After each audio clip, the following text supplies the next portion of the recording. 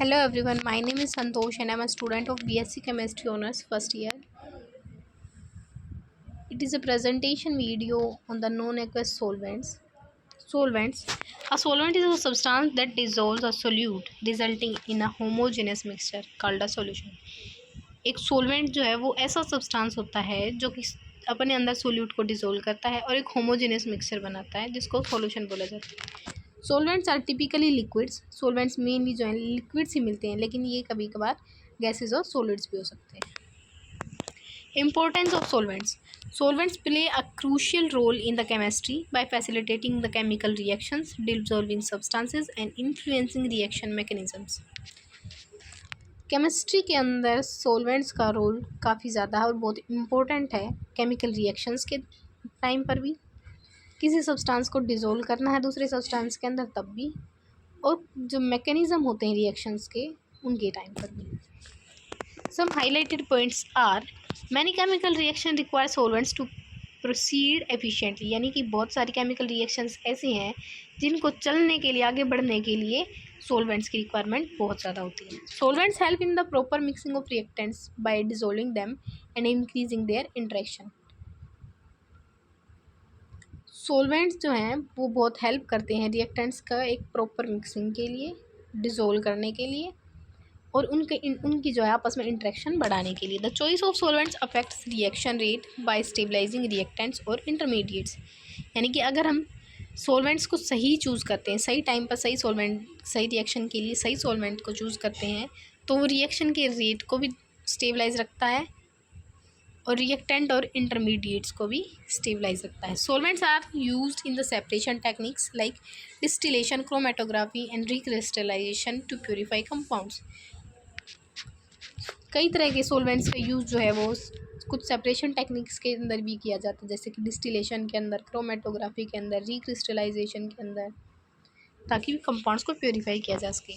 Used in the production of pharmaceuticals, dyes and polymers. कई तरह की फार्मेसी प्रोडक्शंस के लिए भी इसका यूज़ किया जाता है, डाई बनाने के लिए भी किया जाता है, कुछ पॉलीमर्स बनाने के लिए भी किया जाता है. Types of solvents. सॉल्वेंट्स के टाइप्स सब बताए जाएंगे. Solvents can be classified based on their chemical properties and polarity. यानी कि उनकी केमिकल प्रॉपर्टीज़ और उनकी पोलर और नॉन पोलर नेचर के ऊपर जो है सॉल्वेंट्स को डिवाइड किया गया. The main types are based on the polarity. Polarity के बेसिस पर सॉल्वेंट्स कितने टाइप के होते हैं. The polar solvents having a high dielectric constant and can dissolve the ionic और the polar compounds. Having a high dielectric constants यानी जिनका dielectric constant काफ़ी ज़्यादा हाई होता है. एंड कैन डिसॉल्व आयनिक और द पोलर कंपाउंड्स, और जो अपने अंदर आयनिक या पोलर कंपाउंड्स को डिसॉल्व कर लेते हैं. Further divided into protic solvents, example water और methanol. Second is aprotic solvent, that is acetone. Non polar solvents जिन have a low dielectric constant, यानी जिनका डाइलेक्ट्रिक कांस्टेंट जो है काफ़ी कम होता है. And do not dissolve in the ionic compounds well, और वो अच्छे तरीके से आयनिक कंपाउंड्स के अंदर डिसॉल्व नहीं होते हैं. Use for dissolving non polar substances like oils and fats. और इनका यूज़ जो है नॉन पोलर सब्सटेंसेज को डिसॉल्व करने के लिए होता है, जैसे कि ऑयल्स और fats. For example benzene and carbon tetrachloride. Based on their chemical nature they are aqueous solvents, non aqueous solvents. Aqueous solvents, water based solvents are known as the aqueous solvents. यानी जिनके अंदर water जो होता है present होता है उनको aqueous solvent बोला जाता है. Dilute acids and bases and water are the example. Second one is the non-aqueous solvents.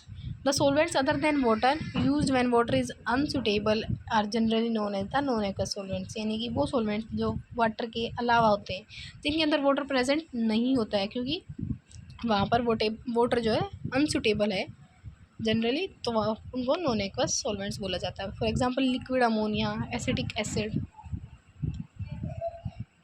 SO2. Based on the acid base property, acidic और बेसिक प्रॉपर्टीज़ के बेसिस पर सॉल्वेंट्स कितने टाइप के. Acidic act as the proton donors and can dissolve the basis. For example H2SO4, HF. Basic act as proton acceptor, जो proton को accept करते हैं और एसिड्स को डिसॉल्व करते हैं. फॉर एग्जांपल लिक्विड अमोनिया, और pyridine. Amphoteric can act as both acid and bases, जो एसिड और बेस दोनों की तरह काम कर सकते हो. For example H2O, alcohol etcetera. Aqueous solvents are preferred for biological and the general chemical processes, while non-aqueous solvents are used when water is unsuitable due to the solubility or the reactivity issues. यानी कि aqueous solvents को हम जो है biological और कुछ chemical processes के अंदर इसको प्रेफर करते हैं, इसको यूज़ करते हैं, जबकि नॉन एक्वस सॉल्वेंट्स को वहाँ यूज़ करते हैं जहाँ वाटर अनसुटेबल होता है किसी भी सोलिबिलिटी या रिएक्टिविटी इशू की वजह से. The choice of the solvent depend on the nature of the reaction and the compounds involved. यानी कि सॉल्वेंट की चॉइस, सॉल्वेंट को चूज़ करना डिपेंड करता है कि रिएक्शन का नेचर कैसा है और कौन सा कंपाउंड उसमें इन्वॉल्व है. Examples of the non aqueous solvents. Non aqueous solvents are solvents other than water used for reactions where water is unsuitable and they can be categorized based on their nature. Polar protic or non-aqueous solvents. These solvents have the hydrogen atoms that can form hydrogen bonds. Polar protic non-aqueous solvents वो होते हैं जिनके पास hydrogen bond होती है, hydrogen atom होता है, वो hydrogen bond form कर सकते हैं. फॉर एग्जांपल लिक्विड अमोनिया, जो कि एसिड बेस रिएक्शंस और मेटल रिजोल्यूशन के अंदर यूज़ किया जाता है.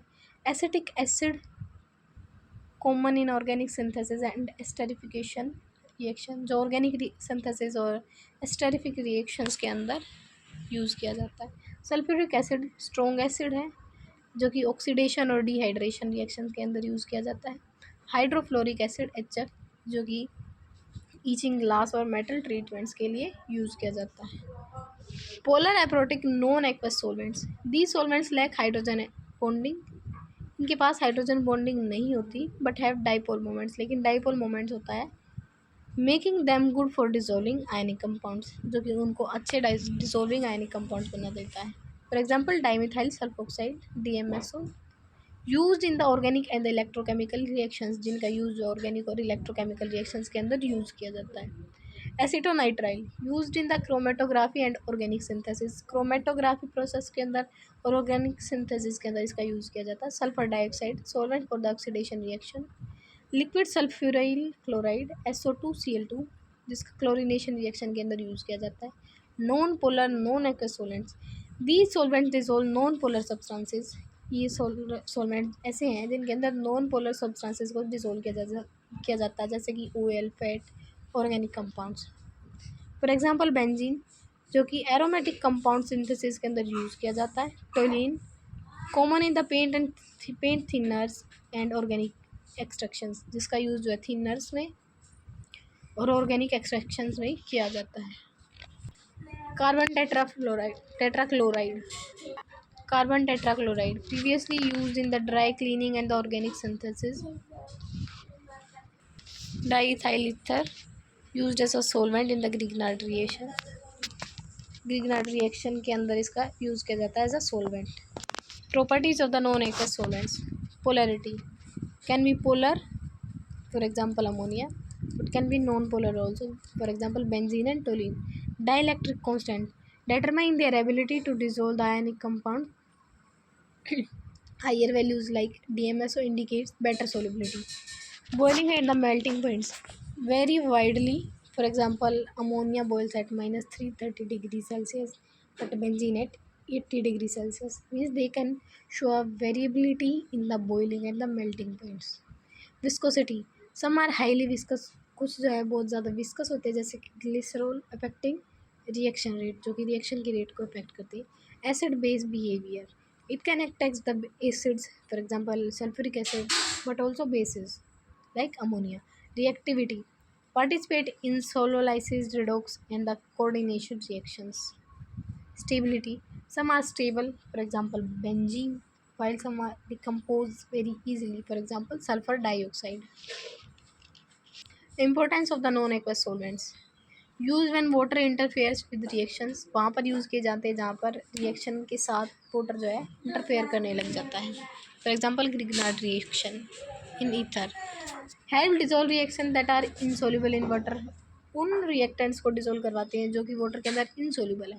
Control reaction conditions, for example HF in the fluorination. Used in the pharmaceuticals, petrochemical industries. Paints के अंदर वार्निशेस के अंदर, एडेसिव्स के अंदर इसका यूज़ किया जाता है। फार्मास्यूटिकल इंडस्ट्रीज़ के अंदर, पेट्रोकेमिकल इंडस्ट्रीज़ के अंदर इसका यूज़ किया जाता है। Support high energy battery system, for example lithium ion batteries are use aprotic solvents. Facilitate electroplating and corrosion resistant coatings. Used for the extraction of the metal, for example, sulfur dioxide in the ore refining. Replace the toxic solvents with the green chemistry alternatives. For example, supercritical carbon dioxide. Thank you.